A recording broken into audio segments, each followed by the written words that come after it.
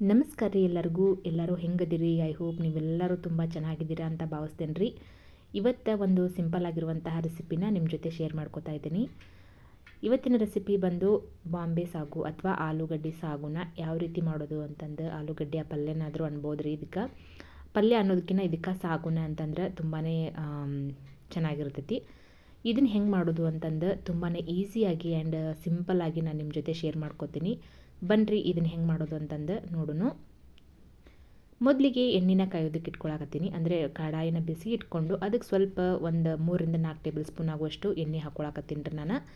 ಎಣ್ಣೆ ಕಾದಾದ ನಂತರ ಅದಕ್ಕೆ ಸ್ವಲ್ಪ ಸಾಸಿವೆ, ಸ್ವಲ್ಪ ಜೀರಿಗೆನ ಹಾಕ್ಕೊಂಡು ಚೆನ್ನಾಗಿ ಸಿಡಿದ ನಂತರ ಅದಕ್ಕೆ ಅರ್ಧ ಟೇಬಲ್ ಸ್ಪೂನ್ ಆಗುವಷ್ಟು ನಾನು ಕಡಲೆಬೇಳೆ ಹಾಗೆಯೇ ಉದ್ದಿನಬೇಳೆನೂ ಕೂಡ ಹಾಕ್ಕೊಂಡು ಚೆನ್ನಾಗಿ ಫ್ರೈ ಮಾಡ್ಕೋತೀನಿ. ಇದು ಸೀದ್ ಹೋಗಬಾರ್ದು, ಸ್ವಲ್ಪ ಕೆಂಪಗಾಗಬೇಕು. ಹೊಂಬಣ್ಣ ಬರೋವರೆಗೂ ಮಾತ್ರ ಇದನ್ನು ಹಾಕ್ಕೋಬೇಕು. ಅದಾದ ನಂತರ ಸ್ವಲ್ಪ ಕರಿಬೇವನ್ನು ಹರಿದು ಹಾಕ್ಕೋತಾ ಇದ್ದೀನಿ. ಅಂದರೆ ನಾವು ಕತ್ತರಿಸಿ ಹಾಕ್ಕೊಳ್ಳೋಣ. ಒಂದು 3-4 ಹಸಿರು ಮೆಣಸಿನ್ಕಾಯಿನ ನಾನು ಉದ್ದುದ್ದಾಗಿ ಸೀಳಿ ಹಾಕ್ಕೋತಾ ಇದ್ದೀನಿ. ಅದಾದಮೇಲೆ ಒಂದು ಈರುಳ್ಳಿನ ನಾನು ಉದ್ದುದ್ದಾಗಿ ಕಟ್ ಮಾಡಿಕೊಂಡು ಅದನ್ನು ಕೂಡ ಸೇರಿಸ್ಕೊಂಡಿದ್ದೀನಿ. ಇದೆಲ್ಲದೂ ಚೆನ್ನಾಗಿ ಸಾಫ್ಟ್ ಆಗಬೇಕು. ಸ್ವಲ್ಪ ಬೆಂದಾದ ನಂತರ ಅದಕ್ಕೆ ನಾನು ಶುಂಠಿ ಬೆಳ್ಳುಳ್ಳಿ ಪೇಸ್ಟ್ ಕೂಡ ಸೇರಿಸ್ಕೊತಾ ಇದ್ದೀನಿ. ಶುಂಠಿ ಬೆಳ್ಳುಳ್ಳಿ ಪೇಸ್ಟನ್ನು ಹಾಕ್ಕೊಂಡ್ರೆ ಚೆನ್ನಾಗಿರ್ತೈತಿ. ಇಲ್ಲ ಅಂತಂದರೆ ಸ್ಕಿಪ್ ಮಾಡ್ಕೋಬೋದು, ಅದನ್ನು ಹಾಕಬೇಕು ಅಂತ ಏನಿಲ್ಲ. ಅದಾದಮೇಲೆ ಇದಕ್ಕೆ ಒಂದು ಅರ್ಧ ಟೊಮ್ಯಾಟೋನ ಹಾಕ್ಕೋತಾ ಇದ್ದೀನಿ. ಟೊಮ್ಯಾಟೊ ಹಾಕ್ಕೊಳ್ಳೇಬೇಕು ಅಂತ ಏನಿಲ್ಲ, ಇದನ್ನು ಕೂಡ ಸ್ಕಿಪ್ ಮಾಡ್ಕೋಬೋದು. ಟೊಮ್ಯಾಟೊ ಹಾಕಿದರೆ ತುಂಬ ಚೆನ್ನಾಗಿರ್ತೈತಿ. ಟೊಮ್ಯಾಟೊ ಹಾಕದೆ ಕೂಡ ಮಾಡ್ತಾರೆ. ಟೊಮ್ಯಾಟೊ ಹಾಕಲಿಲ್ಲ ಅಂದರೂ ಚೆನ್ನಾಗಿರ್ತೈತಿ ಟೇಸ್ಟು. ಅದಾದಮೇಲೆ ಅದನ್ನು ಕೂಡ ಸ್ವಲ್ಪ ಸಾಫ್ಟ್ ಆಗೋ ತನಕ ನಾವು ಫ್ರೈ ಮಾಡಿಕೊಂಡು, ಅದಾದಮೇಲೆ ಇದಕ್ಕೆ ಅರಿಶಿನ ಪುಡಿ ಹಾಗೆಯೇ ಒಂದು ಅರ್ಧ ಟೇಬಲ್ ಸ್ಪೂನ್ ಅರಿಶಿನ ಪುಡಿ ಹಾಗೆಯೇ ಒಂದು ಅರ್ಧ ಟೇಬಲ್ ಸ್ಪೂನ್ ಆಗುವಷ್ಟು ಅಚ್ಕಾರದ ಪುಡಿ ನೋಡಿಕೊಂಡು ಖಾರಕ್ಕೆ ಅನುಗುಣವಾಗಿ ಸ್ವಲ್ಪ ಖಾರನ ಹಾಕ್ಕೊಳ್ಳಿ. ಯಾಕೆಂದರೆ ಹಸಿರು ಮೆಣಸಿನ್ಕಾಯಿ ಹಾಕಿರ್ತೀವಿ ಆಲ್ರೆಡಿ, ಅದು ಕೂಡ ಸ್ವಲ್ಪ ಖಾರನ ಬಿಟ್ಕೊಂಡಿರುತ್ತೆ ಎಣ್ಣೆ ಒಳಗೆ.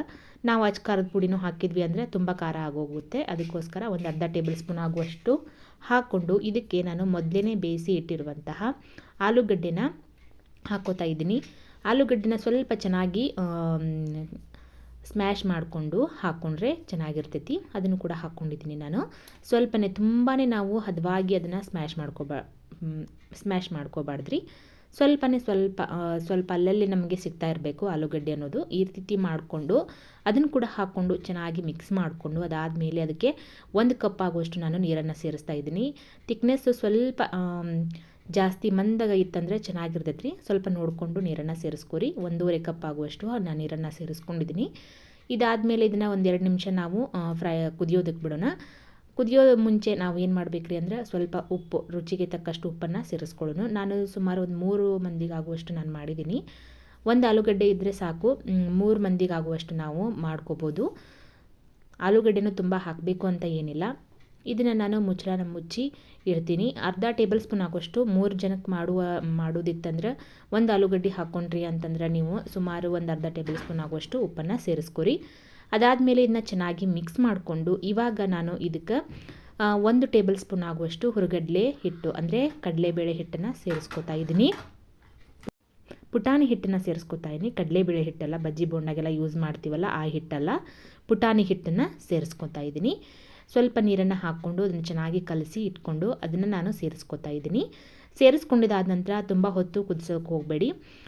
ಕಲಸಿದಾದ ನಂತರ ಅದಕ್ಕೆ ನಾನು ಕಟ್ ಮಾಡಿಟ್ಟಿರುವಂತಹ ಸ್ವಲ್ಪ ಕೊತ್ತಂಬರಿ ಸೊಪ್ಪನ್ನು ಹಾಕ್ಕೋತಾ ಇದ್ದೀನಿ. ಕರಿಬೇವಿನ ಸೊಪ್ಪಲ್ರಿ, ಕೊತ್ತಂಬರಿ ಸೊಪ್ಪನ್ನು ಹಾಕ್ಕೋತಾ ಇದ್ದೀನಿ. ಅದಾದಮೇಲೆ ಇದಕ್ಕೆ ಸ್ವಲ್ಪ ಮೇಲ್ಗಡೆ ನಾನು ಅರ್ಧ ಹೋಳು ಲಿಂಬೆ ಹಣ್ಣನ್ನು ಹಿಂಡ್ಕೋತಾ ಇದ್ದೀನಿ. ಇದ್ದರೆ ಹಿಂಡ್ಕೊಳ್ಳಿ, ಚೆನ್ನಾಗಿರ್ತೈತಿ ಟೇಸ್ಟು. ಇಲ್ಲ ಅಂತಂದರೆ ಸ್ಕಿಪ್ ಕೂಡ ಮಾಡ್ಕೊಳ್ಳಿ.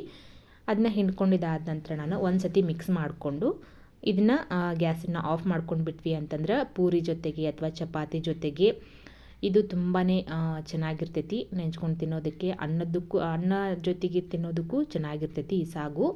ಒಂದು ಸತಿ ಟ್ರೈ ಮಾಡಿ ನೋಡಿರಿ ಹೆಂಗಾಗಿತ್ತು ಅಂತ ಹೇಳಿ ನಂಗೆ ಕಮೆಂಟ್ ಮೂಲಕ ತಿಳಿಸ್ರಿ. ಈ ರೆಸಿಪಿ ನಿಮ್ಗೆ ಇಷ್ಟ ಆಯಿತು ಅಂತಂದ್ರೆ ವಿಡಿಯೋಗೆ ಒಂದು ಲೈಕ್ ಕೊಡೋದು ಮರಿಬೇಡ್ರಿ. ಮತ್ತು ನಿಮ್ಮ ಫ್ರೆಂಡ್ಸ್ ಆ್ಯಂಡ್ ಫ್ಯಾಮ್ಲಿಗೂ ಕೂಡ ಈ ರೆಸಿಪಿನ ಶೇರ್ ಮಾಡಿರಿ. ಮತ್ತೊಂದು ಹೊಸ ರೆಸಿಪಿಯೊಂದಿಗೆ ನಾನು ನಿಮ್ಮನ್ನು ಭೇಟಿ ಹಾಕಿನ್ರಿ. ಅಲ್ಲಿವರೆಗೂ ಎಲ್ರಿಗೂ ನಮಸ್ಕಾರ. ನನ್ನ ವಿಡಿಯೋ ನೋಡಿದಂಥ ನಿಮ್ಮೆಲ್ಲರಿಗೂ ಧನ್ಯವಾದಗಳು. Thank you for watching.